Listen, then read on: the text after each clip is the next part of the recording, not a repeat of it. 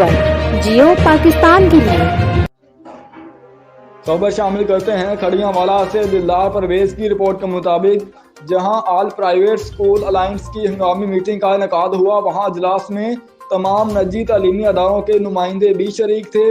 अजलास में तालीमी अदारों की बंदिश के फैसले की भरपूर मजम्मत की गई।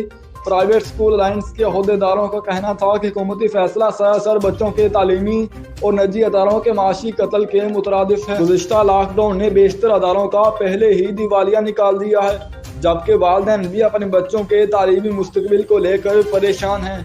अजलास में कहा गया कि मुल्क भर में SOPs पर सबसे ज़्यादा अमल दरामद तालीमी अदारों में किया गया। इसके बावजूद हुकूमत ने तालीम दुश्मन फैसला लिया, जबकि यही बच्चे स्कूल से छुट्टियां करके पार्क्स और शादी हालों में फिरते नजर आएंगे।